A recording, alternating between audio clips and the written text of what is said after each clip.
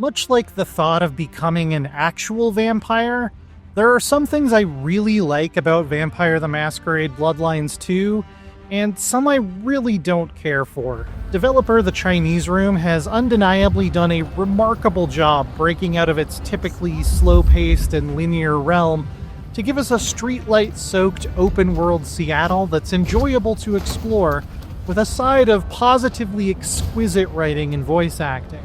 Look what took the bait.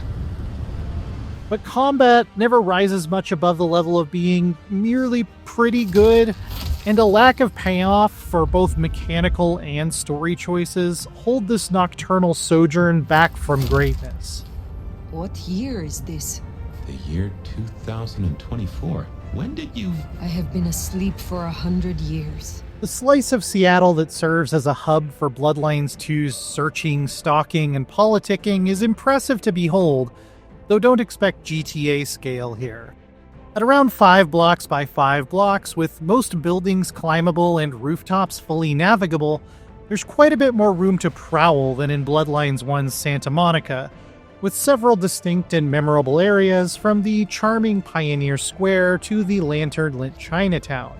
Moving around it by clambering, leaping, and gliding is some of the most fun I had.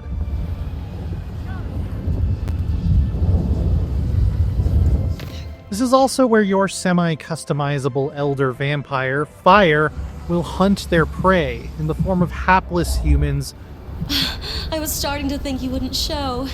who can be provoked, scared, or seduced depending on your hunting style. I appreciate that feeding is a major, unavoidable part of the nightly routine, but I think it could have been done better in a couple ways. For one, you only need to feed to recharge your combat powers. In the tabletop game, you get thirsty upon waking up every night, and in Bloodlines 1, your blood pool would steadily drop over time. I don't think this needs to be a hardcore survival game, but something like that would have helped sell that vampires need blood like we need food and water, adding a sense of desperation, because right now it's just something you need to top up on before going into battle.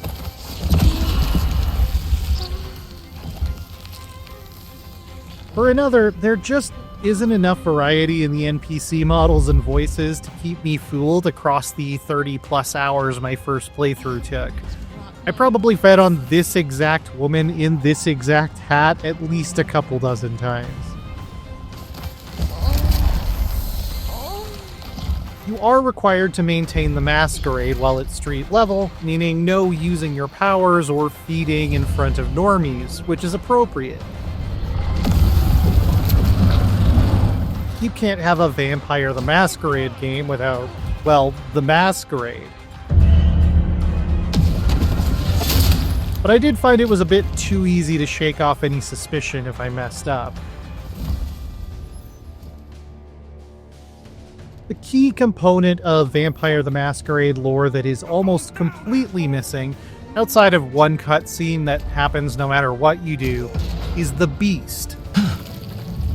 That's not my voice. Not my mouth it's coming out of either. The dark and ravenous voice inside each vampire that drives them to do terrible things and can provoke an uncontrollable state called frenzy.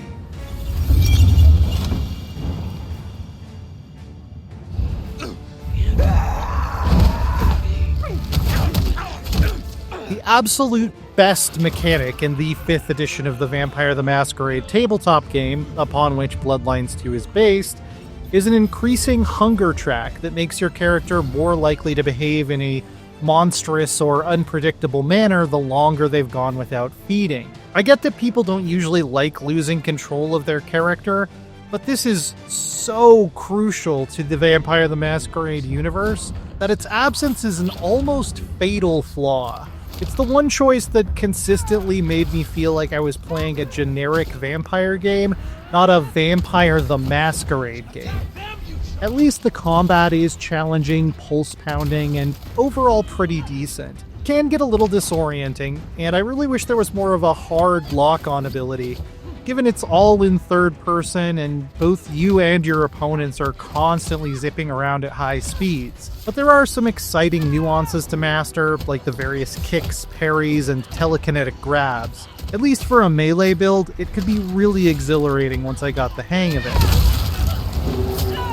Stealth is satisfying and rewarding as well, though it's limited in certain segments like boss fights in a way that can come across as punishing you for deciding to focus on it. Some of the more esoteric fighting styles, like Tremere blood sorcery, are absolutely sick, nasty, amazing the first few times you pull them off. Boiling someone's blood from the inside is every bit as bombastically brutal as you'd imagine, but can come to seem like more of a gimmick than a playstyle after a while. Overall though, the frantic and action-packed sequences that combined my abilities to use the environment, my movement powers, and even my enemies against each other were some of the high points of Bloodlines 2. Where it falls down the most, unfortunately, is as an RPG. You are playing as an elder vampire, so it's not exactly a typical zero to hero story. I am old, Sheriff, and of far stronger blood than your generation. Do not mistake me for your prey. But just to give a representative example, the damage your melee attacks do at the very beginning is exactly the same as it will be in the final boss fight. You awaken new powers called disciplines, like being able to turn invisible or smooch an enemy to turn them to your side, but you'll get all of them for your chosen clan within the first 6 to 8 hours or so, after which point anything else is mostly a side grade.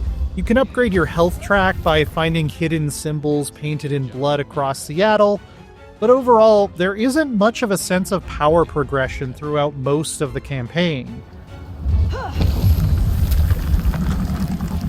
This is further limited by the fact that you can only equip 4 disciplines at a time, and only one from each category, which was especially vexing. So, for example, you can't mix and match 2 different clans' movement abilities to create your own hyper-mobile playstyle.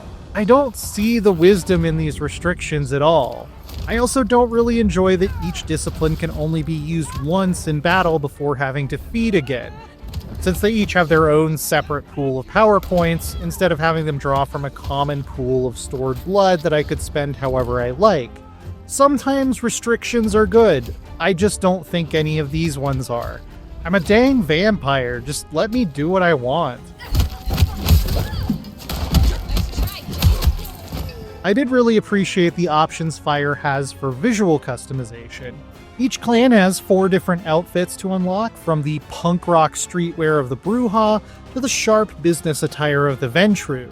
NPCs will actually react differently to you based on what you're wearing, such as being easier to seduce if you show a little more skin.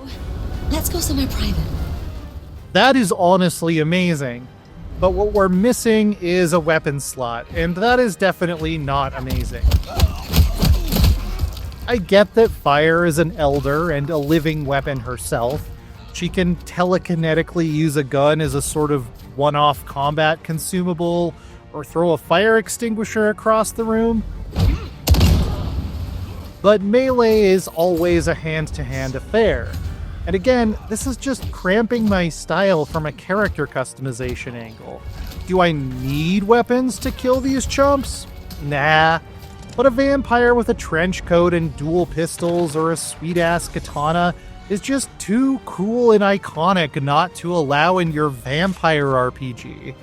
It's a part of character creation and self-expression in the tabletop game what kind of weaponry you want to use. What are we doing here? Damn, kid. You're not new to chewing your way through the hordes, are you?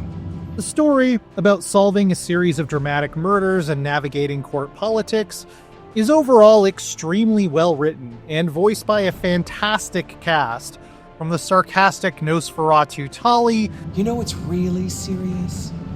Educate me. to the self-indulgent Queen of Seattle herself, Lou Graham. Well now, it's not often I see someone new in my city. It's so good, in fact, that for the last few hours, I was ready to throw the windows open and start yelling into the night that everybody needed to experience this. What do you call yourself now? Fire. But then it absolutely broke my cold, dead heart. I'll do my best to avoid spoilers here, but you can skip ahead to the verdict if you're really sensitive to that kind of thing.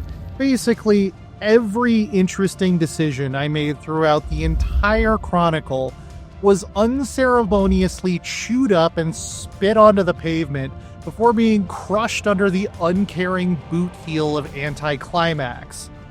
All of the machinations I had put into motion, the allies I had made, the chess pieces I had manipulated, all of the awesome vampire elder I had been vibrating about in the magnificently inspired lead up to the finale were resolved in a 30-second epilogue voiceover that completely denied me the real showdown I had been dreaming of all this time. Look on the bright side. Next time I see you, I'll owe you one. See ya! I was devastated. This might be worse than the original ending of Mass Effect 3. It's like they ripped out the last chapter of the book and burned it. There's also the fact that you play maybe about a third of the story through the eyes of the Malkavian film noir detective Fabian. My name's Fabian. I was a vampire, like yourself. A kindred.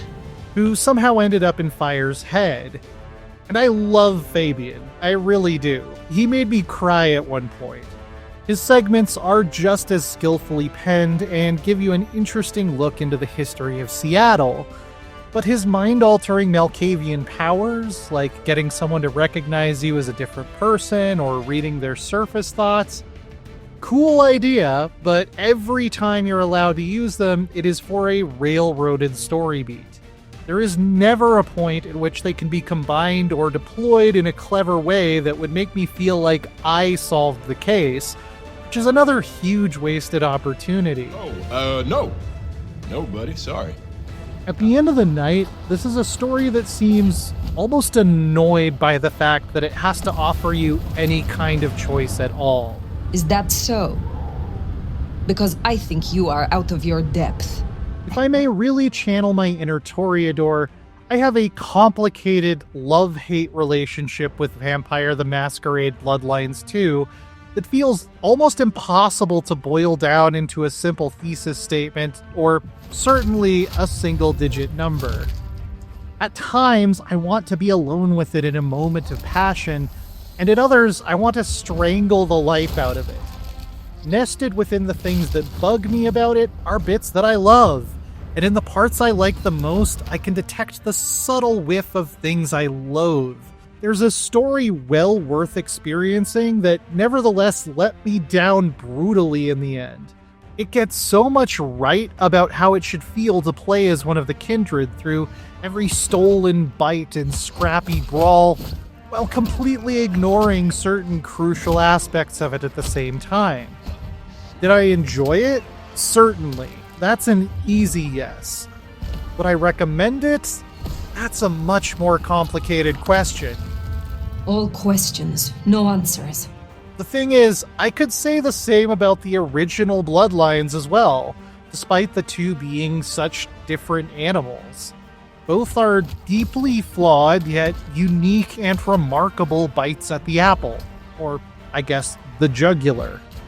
That may be the best compliment I can pay it. For more, check out our reviews of Little Nightmares 3 or Absalom. And for everything else, stick with IGN.